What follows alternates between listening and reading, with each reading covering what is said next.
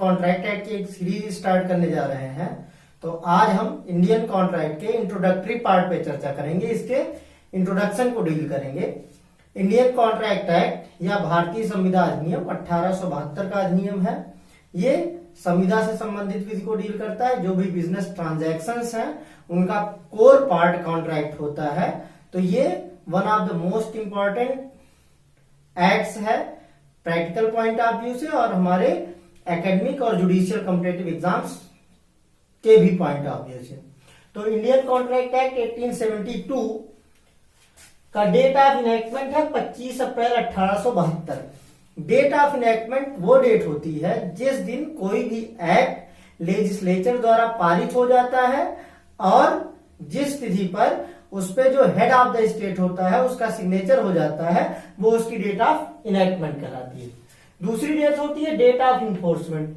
Date of enforcement वो date होती है जिस डेट पर कोई अधिनियम लागू होता है, कोई एक्ट लागू होता है। तो ये दोनों डेट्स एक भी हो सकती हैं और अलग अलग भी हो सकती हैं, जैसा कि एक्ट की स्कीम हो।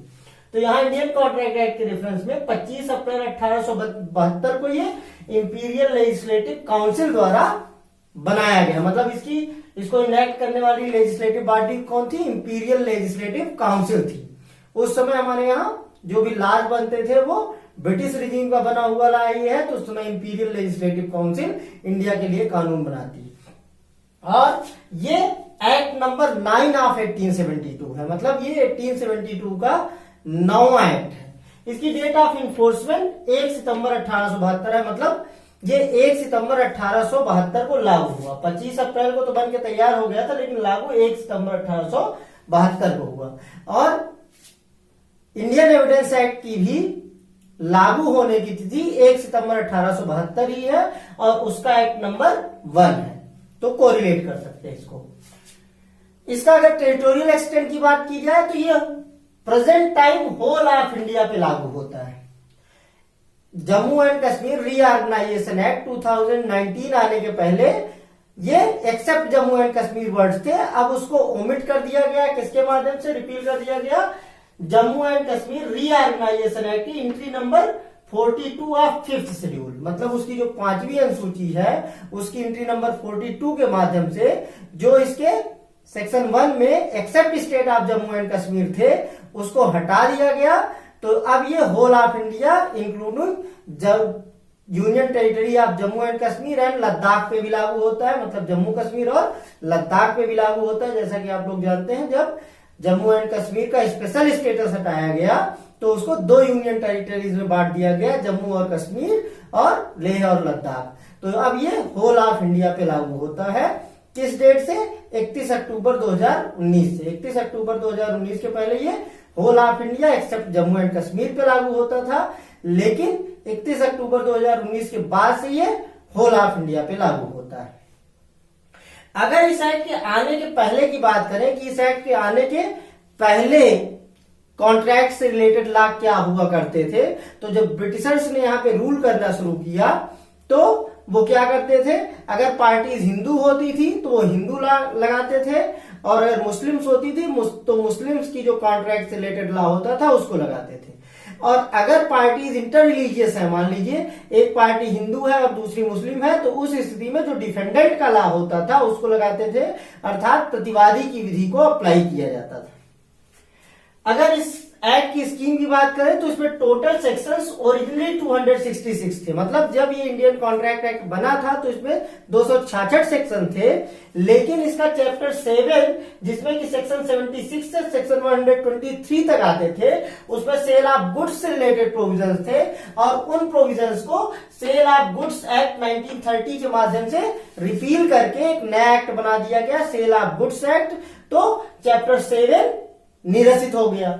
उसके बाद 1932 में इसका चैप्टर 11 जिसमें कि सेक्शन 239 से सेक्शन 266 तक आया करते थे, उसमें पार्टनरशिप या भागीदारी से संबंधित विधियां थी। तो भागीदारी से भी संबंधित विधि को हटा करके एक नया अधिनियम बना दिया गया जिसका नाम पार्टनरशिप एक्ट 1932 है और प्रेजेंट टाइम में वही लागू है। तो 239 से लेकर 266 तक भी रिपील कर दिया गया। तो अब अगर हम टोटल 266 सेक्शन में से इसको 76 से 123 निकाल देंगे और 239 से 266 तक निकाल देंगे तो एट प्रेजेंट रिमेनिंग सेक्शन है 190। और अध्ययन की सुविधा की दृष्टि से इस इंडियन कॉन्ट्रैक्ट एक्ट को दो पार्ट्स में डिवाइड कर दिया जाता है। फर्स्ट पार्ट है कॉन्ट्रैक्ट फर्स्ट जनरल प्रिंसिपल्स, जिसमें कि कॉन्ट्रैक्ट से रिलेटेड जनरल प्रिंसिपल्स बताए गए हैं, उसके सामान्य सिद्धांत बताए गए हैं।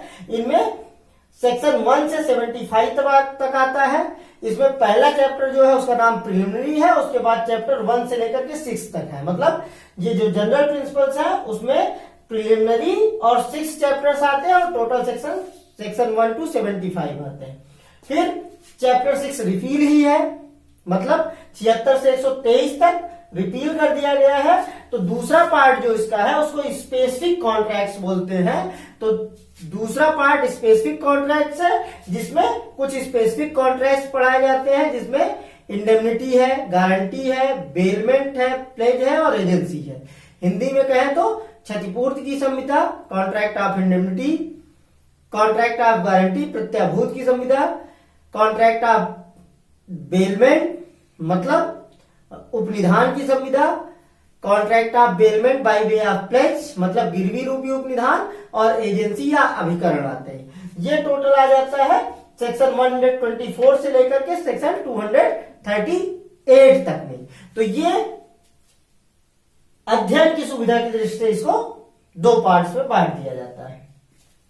अब एक टॉपिक जो आज हम और डिस्कस करेंगे वो है फॉर्मेशन ऑफ कॉन्ट्रैक्ट। कॉन्ट्रैक्ट बनता कैसे? तो फॉर्मेशन ऑफ कॉन्ट्रैक्ट में जो सबसे पहले स्टेज होती है वो होती है प्रपोजल एंड एक्सेप्टेंस। तो proposal plus acceptance is equal to promise. मतलब जब कोई व्यक्ति प्रपोजल रखता है और दूसरा व्यक्ति उस प्रपोजल को एक्सेप्ट कर लेता है तो प्रपोजल और एक्सेप्टेंस मिलकर प्रॉमिस बन जाते हैं। मतलब जो पहले प्रपोजल था उससे जब एक्सेप्टेंस जुड़ जाती है तो वही प्रपोजल प्रॉमिस बन जाता है।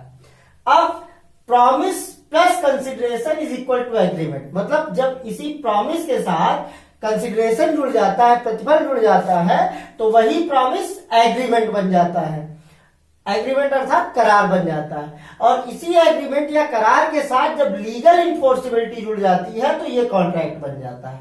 मतलब करार और विधि द्वारा प्रवर्तनीयता मिलकर के संविदा बनाते हैं।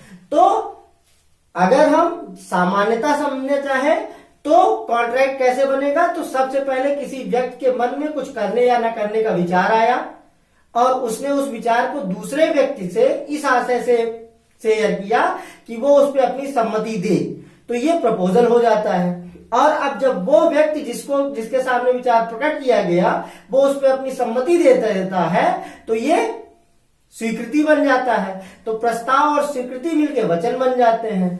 अब तो प्रस्ताव ही वचन बन जाता है। तो अब उस वचन के बदले में वचनदाता को जो दूसरा पक्षकार अर्थात जो वचन ग्रहीता है वो जो कुछ भी देता है उसको प्रतिफल कहते हैं। तो जब वचन और प्रतिफल मिल जाते हैं तो दोनों मिलकर के करार बन जाते हैं। और सारे करार संविदा नहीं होते हैं बल्कि केवल वही करार संविदा होते हैं जो विधि द्वारा प्रवर्तनीय होते हैं। मतलब जिन करारों को विधि प्रवर्तनीय मानती है, मतलब जिन करारों को कानून लागू करवाता है वही संविदा बनते हैं। तो अपने अगले लेक्चर्स में हम इसमें 1 by 1 डिस्कस करेंगे। प्रपोजल क्या है, एक्सेप्टेंस क्या है, फिर प्रॉमिस क्या है, फिर कंसिडरेशन क्या है, एग्रीमेंट क्या है, लीगल इन्फोर्सिबिलिटी क्या है, इस पे 1 by 1 चर्चा करेंगे।